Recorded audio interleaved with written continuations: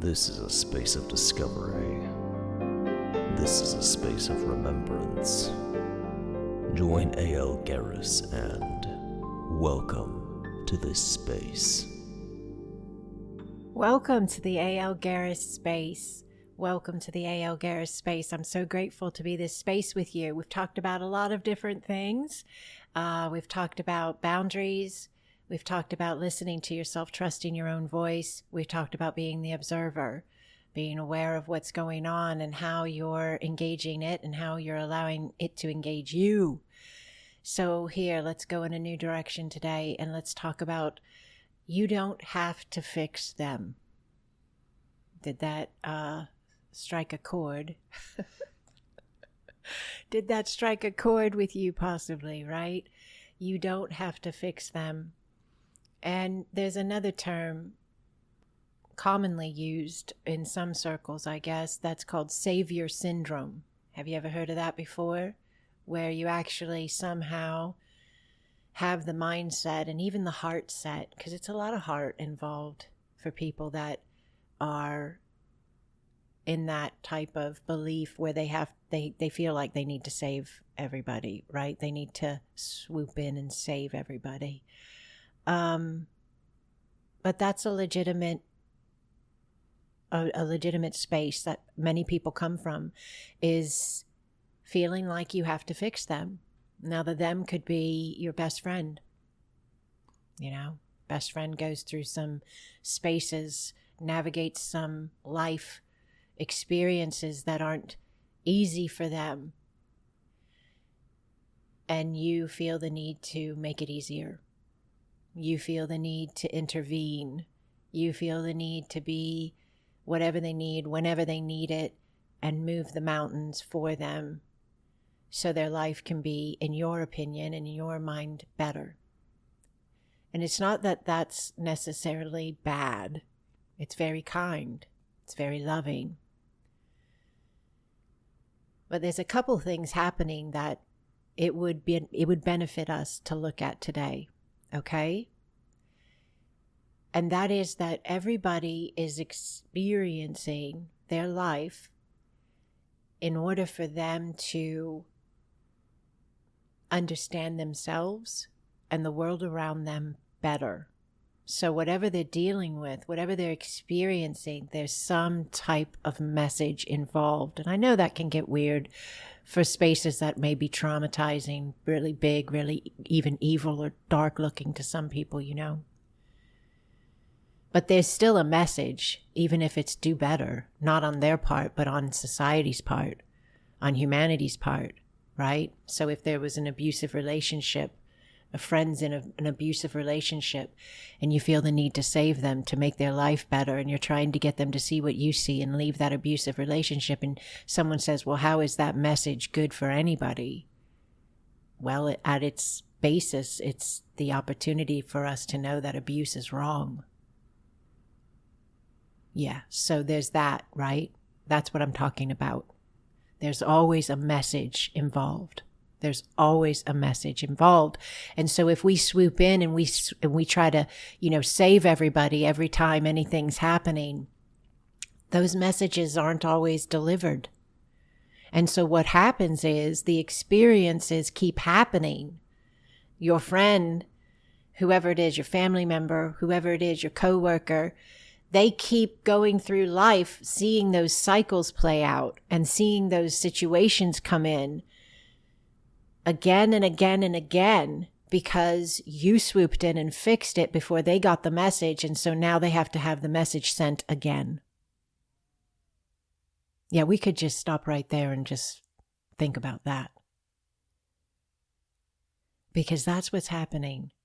And so next time you feel like you've got to go save them, you've got to go clean it up, you've got to go make it better, you could allow yourself to remember that there's a possibility you're standing in the way of a message they're trying to send themselves. God's trying to send them, universe is trying to send them, whatever word you need to use, you can use. And it really does benefit us to start using a lot of different words because it's really beyond the comprehension we've set a vocabulary for. Yes, it's even bigger. The whole thing, all this that's playing out, this life that we're living. Now, when you step into deciding to no longer have to fix it all, this is going to be your message to you, your experience-based message to you of the things you are ready to change and shift in your life. Because the savior syndrome person, the step in and save them person, is also sending themselves their own message when they're stepping into deciding to no longer be that way. So you're going to send yourself a couple messages, and some of them are not going to be super comfortable at first because it's called change. And most of the time, change in any way, shape, or form for most people is seen and felt and registered as uncomfortable because people like things to stay as they've been. But we're leaving that. That's a program itself, and we're leaving that, and we're learning to shift the way that we look at change, and we're learning to be more open to change, knowing that change can be seen as a step in a new direction that's perfect for us, that we're ready for, and that is going to be everything we've been looking for. So as you navigate and allow yourself to let go of having to fix everybody. And this may not be you, but you might know somebody who this is, right? And so maybe you share this video or this podcast with them, and maybe this is what they're ready to hear today. I used to try to fix people. And some people might giggle at that and say, you're still doing that because you're creating content like this, which inevitably does try to fix people, I guess, right? But I don't have any attachment to what you do with this. That's the difference. People that want to fix other people, people that have savior syndrome, they're very attached to the outcome of what people do with their help. And so when they don't take that help and put it into action as it has been intended by you, that can become very stressful. You can have anxiety about it, you know? Why can't they just stop doing that? Why can't they just end that relationship? Why can't they just know they're worth more? Why can't they? And so it can be very stressful for you. So allowing yourself to understand that you have the opportunity, we love that word here, you have the opportunity to be okay with not having to fix them. If you offer any help at all, any guidance, any words of wisdom, any shoulder to cry on, that I'm not saying you take away compassion. I'm not saying you take away empathy, you take away being there for people. I'm saying you stop getting so overly involved and you stop getting so overly attached to what they do and what they don't do, and you let them live their life. You let them get their messages they're sending themselves. You're not attached to what they do with your help or the lack thereof it. That's important too, because see, they could go through withdrawal just as you go through withdrawal. You're used to being the savior. You're used to swooping in. You're used to helping and coddling, even in a sense. That's something we need to think about, right? And they're used to you doing it. And so as everybody begins to step into this new alignment of personal sovereignty and you allow them to have theirs, because that's really what you're doing when you're no longer trying to fix everything for everyone. You're allowing them to have their personal sovereignty, which means own their own power, stand on their own 2 feet. You might be behind them still with your hand on their back, like, I'm still here. But they're learning how to actually hold themselves up, right? Yeah. So as you're being this new alignment, you're allowing this new you, in a sense, really, right? You're stepping into a new space of you. You're not holding an attachment to what their life looks like, how their life's going. You're shifting your own life, which is the only life you're fully responsible for. That's important. And you're also allowing them the opportunity to shift their own if they're ready, when they're ready. A lot of messages, life experiences, what I'm talking about. So someone keeps losing a job, or they keep having difficulty at the job they're at. And you keep stepping in and finding them a new job or figuring out a way to make the job they have be, okay, keep going. So the message coming into them that maybe that's not the job for them. That's not the alignment for them. That's not where they're supposed to be at right now. And they keep trying to redirect themselves to a space, an experience of life that is specifically more in alignment with them. But you keep stepping in, and that alignment can't show up because you're trying to fix it. Yeah, so that's a possibility, just to allow ourselves to look at that, okay? That's a possibility. This is a really big space. But where I see this a lot is in family units. I see this a lot in family units. I work with clients. I have students in my courses. They come from all over the world. So there's a lot of different belief structures, a lot of different cultures, a lot of different, personality traits, ways of being, right? But one thing that's a commonality is people, my clients, my students, coming to me and carrying such a heavy weight on their own shoulders of stress, of anxiety, of worry, because their parent is dealing with health issues and hasn't made any real changes in their diet or in their exercise or in their stress level or whatever it is. And the student, the client comes to me again and again and says, I see if they just do this, I see if they just do that, they could be healthier, they could be happier. And it's stressing me out to watch them continue to live this way when I know how to change it. Yeah. So I get this a lot, and that's just one aspect. Health, parents' health. There's so many more. People's finances. I have clients that say, I watch my sister struggle with her bills, and I watch her get so stressed out, living in a very unhealthy manner emotionally because she's got all these bills. And so I pay some of her bills for her, and I tell her, you should do this and you should consolidate that and you should try blah, blah, blah. And she doesn't do it, or she does it and then she stops, and then we're right back where we were again. Well, you made it a we. Did you hear that?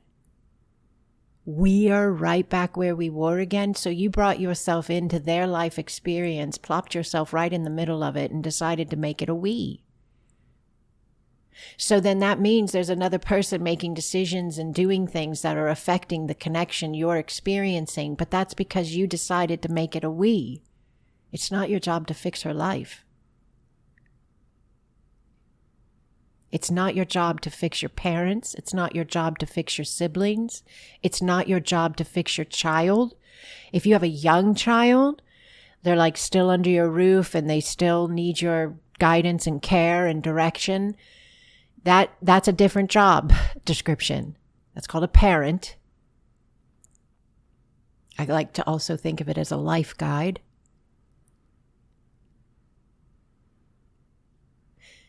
But it's not your job to take on the ins and outs of somebody else's life. It's your job to do yours. And I know there's a stress level involved because, again, clients, students repetitively coming into session spaces, and 99.9% of the time, the first thing out of their mouth is, my life is going really well, but my mother is struggling with this, or my father's health is really bad, or my blah, blah, blah has this to deal with. And I understand you still navigate the emotions because you love them, you care about them. So yeah, absolutely. We can talk about that and we can navigate that. But most of the time, these people are dealing with so much distress in their bodies and in their minds and in their hearts because they've taken these struggles on themselves and they're carrying them with these people, even though it's not their immediate individualized experience. And what's happening is we are creating a buffer so that this experience showed up for a reason. Every single one does. They're all a message of some kind. You cannot get around that. It's a fact. If it doesn't align, you don't believe it, it doesn't resonate, this is not the channel for you, and that's okay. Go where you feel connected in and it makes sense to you. But every single thing shows up for a reason. It has a message. It has an alignment, a purpose of its connection point coming in. And so there are variations of reasons and messages, absolutely. But if we get involved too much in certain spaces of connection with other people's lives, experiences, we're buffering them from being able to hear themselves, hear the message that's coming in, hear the wake-up call. I'm going to say 100%. I'm not even going to go 99.9. Let's tick this baby up a little bit, right? Yeah. 100% of the time, whatever's going on, if it's uncomfortable, it's you knocking on your own door to say it's time to do something about this space of our life. If it's your friend, best friend, partner, boyfriend, girlfriend, wife, husband, mother, father, child, stranger. Some of you find yourself in public spaces and people just come up to you and start telling you stuff. You're in line for the post office or the grocery store or wherever, and people just tell you things, right? Yeah. 100% of the time, whatever they're dealing with, whatever they're navigating and having to confront in a sense, yeah, it's got a message in it. It has a message in it that they wrote themselves and packaged up in health issue, packaged it up in relationship issue, packaged it up in the job issue, whatever it is, it's their message. And if we're in savior syndrome mode, if we're in swoop in and fix it all for them, they're not going to hear the message.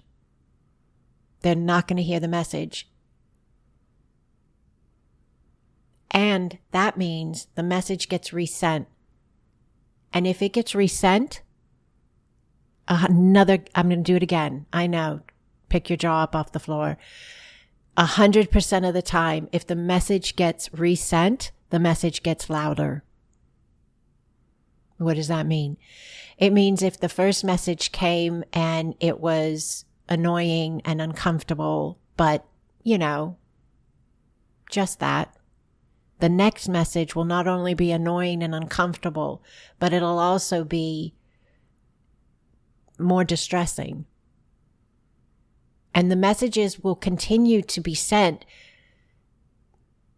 by universe, by God, by the system, at play, at hand, inevitably by the individual, by you, by me, by us, as we live our lives. We're continually having experiential spaces that are messages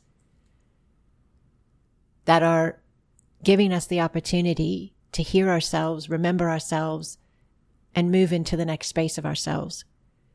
And when we get in the way of those messages because we think we're helping, we're just creating an alignment where the message has to be resent, and the system says, let's send it louder because apparently they couldn't hear us. I had a message sent to me, by the system, by God, by the universe, like 15, 20 years ago. I've talked about it before. Mine was a health-related message. Some people lose relationships, loved ones. Some people have health issues. Some people get in accidents. If you're familiar with Joe Dispenza, he's fantastic. He's got a lot of incredible content, YouTube and podcast spaces, I'm sure. But his was a tragic accident. That was his message to self. And a lot of times the bigger the message, it's because, or the more intense the experience, the message, it's because you have to be pushed faster into the next space of you. And there's no playing games with whether you hear and get the message or not. So if you can listen and be aware, use all those tools we've already talked about, observe, trust yourself, listen with your heart, come in with awareness. When you're experiencing everyday life, it's not just happening as in like, oh, random. It's a design, an energetic design unfolding purposefully. Read it, register it, connect in, get the message, and then it doesn't have to get louder. It doesn't have to get bigger. Mine came in through anxiety and having a panic attack, thinking I had a heart attack, going to the emergency room doctor space and them hooking me up to machines.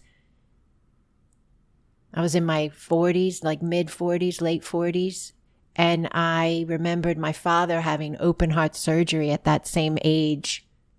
I was like 7 then or something, And I remember being in the hospital and them telling me that, I could hear them telling my mother that he was probably not going to make it because he had such severe heart attacks at like 40 some years old. So when I started having severe pains and all these weird feelings in my body, I thought I was having that happen to me, and I had 2 little kids and a husband and a life, and I didn't want that to happen to me. My dad did not pass away at that point. That we had a miracle in the hospital. Like legitimately, it is documented in the medical records of the hospital that they watched his heart reform before their eyes. The doctors did. So I just have to add that in. And I even think that played a role in how I experienced the panic and the anxiety. And I went to the doctor to get checked out, but a part of me was like, miracles happen, and had hope that I was going to be okay, right? So like that's important as well for you to remember. But the messages will come and they'll get louder if we don't hear them, okay? So when I had my message come in, had I not listened, had somebody tried to step in and fix it, which is so cool that I'm having this thought right now. Ha! All right, this is cool. Live, you're getting to watch my aha moment or hear my aha moment. I asked for a lot of help when I was in that space from my family members that were older, like my mother and my sisters. I have 2 older sisters. We didn't live near each other, and I had 2 small children. I believe I was in like perimenopause or something like that was going on with my body. Postpartum as well was probably still playing out, but my hormones were out of whack. I had no idea at the time. I'm all good now, but I had to learn how to get good. And so I did ask for a lot of help. And I'm actually able to say now, for the very first time ever in this lifetime, I'm very grateful no one had savior syndrome in my life. Yeah. Wow. That's pretty big, because I did carry some pain for a little bit of feeling like nobody heard me really. And I did have help. Like my sisters did help me. My mother helped me, but it was not a smother help. It was not a savior syndrome help. It was like enough to be compassionate to me and loving to me, but not step in and try to fix me. Does this make sense to you? And so now I see how important that was, that they were so measured in how they helped me. Had they not measured their help, and had they given me maybe what I thought I needed at the moment, which was somebody to just swoop in and make it all better, had they done that, I would have had to experience something bigger later down the road, because I wouldn't have gotten the message. I wouldn't have reset myself back into a healthy alignment for my mind, for my body, for my spirit. And that experience that I had, that was what pushed me forward to heal my life and to start living in more alignment with my heart and my soul purpose, and see me and my world around me in a much bigger way. So I removed a lot of the boxes and the walls, and I opened up my heart, and I opened up my mind, and I expanded my understanding of myself and the world around me. And that was birthed out of that experience, that trial, that tribulation, that message. So keep that in mind when you're navigating, when you're living your life, and a loved one or someone in your life is experiencing a difficult space, a trial, a tribulation, or a stress, right, of some kind. To be compassionate, to be kind, to be present, to be available, but to also remember it's their journey. It's their experience, and they are the only one who can change it in the end.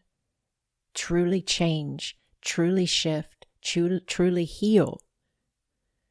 And sometimes our assistance can be more of a hindrance than a help. So be measured with how much of yourself you give to others. Be measured with a knowing that it isn't unloving, but it's actually more loving to you, because you're not draining yourself at the expense of another. You're not stressing yourself out at the expense of another. And it's more loving to them because you're not buffering them and enabling them to stay where they're at.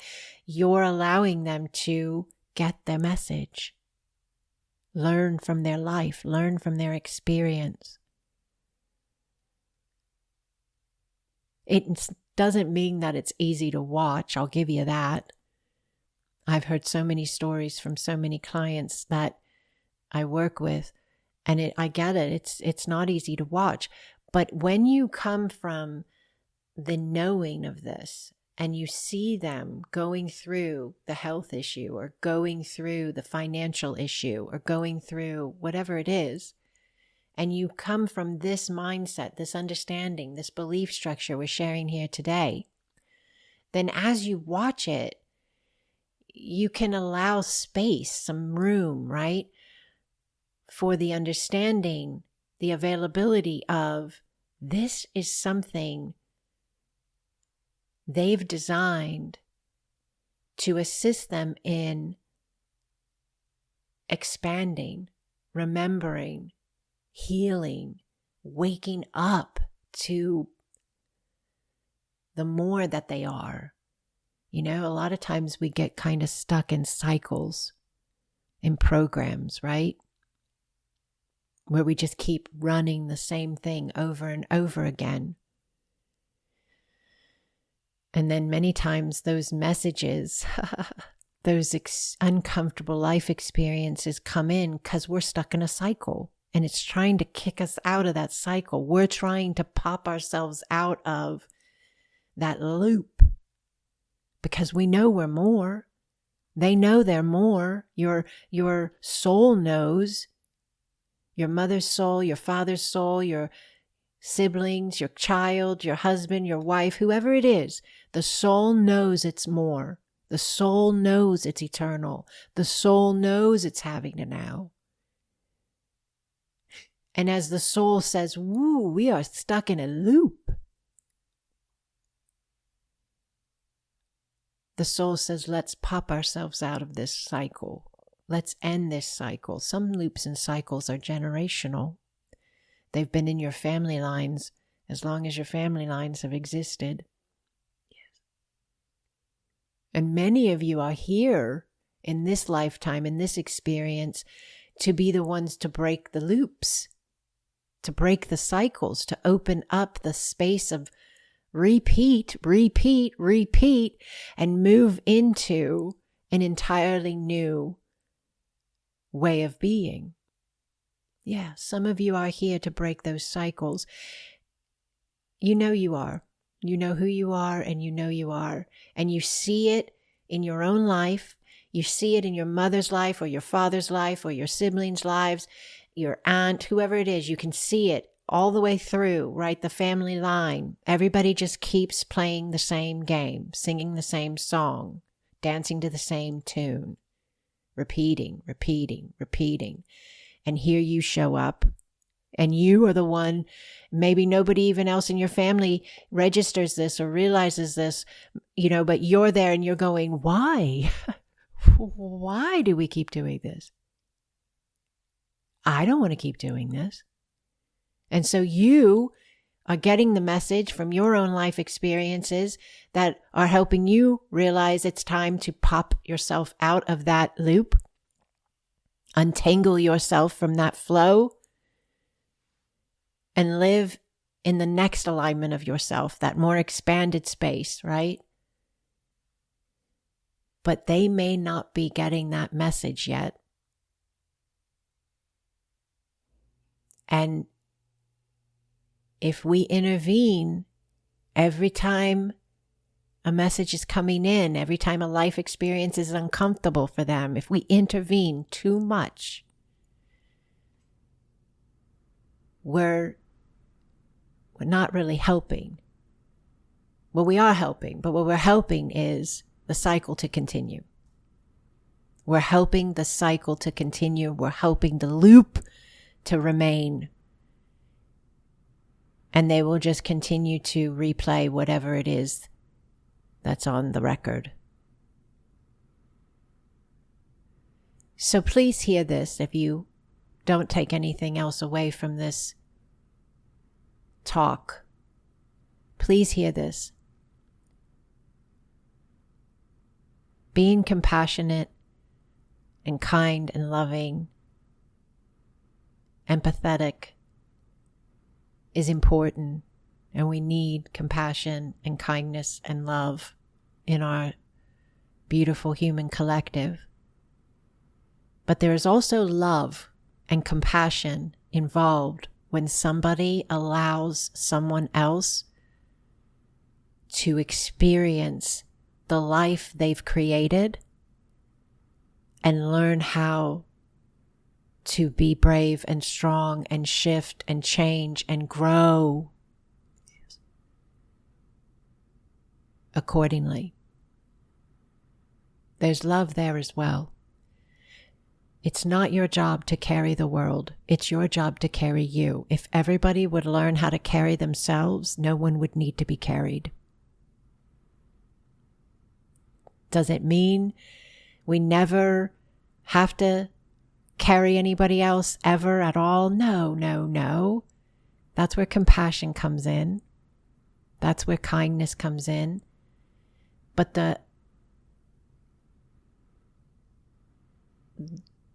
the amount of time we allow, or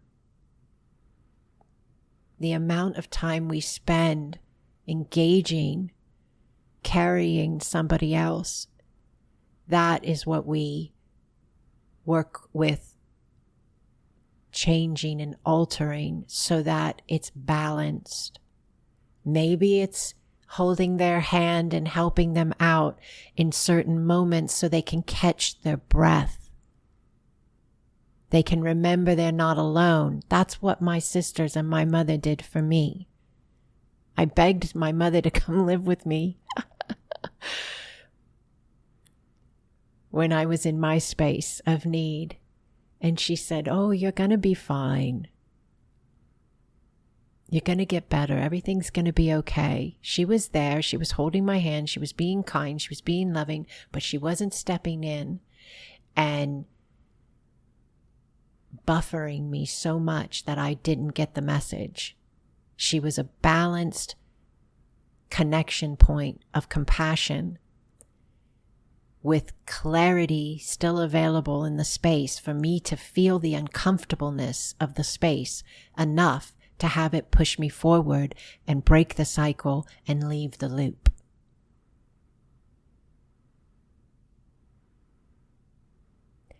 Keep that in mind as you be the friend, or as you be the daughter, or as you be the son, or as you be the wife or the husband, whatever it is in all the relationships you have. Keep that in mind, that you can be compassionate and kind and loving and present, but you can also make sure that you don't pick their life up and put it on your shoulders. Let them carry their life. Let them receive their messages. When you get stressed out, because this is the part we touched on a bit, but let's end with this, okay? If you get stressed out, if you get overwhelmed because of what you're seeing, your mother's health, your father's finances, your whatevers, okay? Remember and come from gratitude, if at all possible, and you get better with it the more you actively engage this, okay? The more you step in and say, I'm going to choose to come from this space, this mindset, this belief. I can acknowledge that it looks uncomfortable. It is uncomfortable. I feel for them. But with gratitude, I know they are hearing the message they're sending themselves. I know they're going to hear their message. I know they're going to hear the message, and they're going to make the changes that are going to be beneficial to them, because they're going to be ready to step into a new space of themselves and live in that alignment of wholeness. And I'm not going to get in that way. I'm not going to step in and buffer that message from arriving, but I'm going to anchor in gratitude that they can land it. And allow. It's honestly not your business to get all up in. Does this make sense to you? It's not. You, your life, your messages, your experiences, that's your business. Mind your business. Mind your business. All right. This has been good. Take it and run with it. You've got it. I'll see you next time.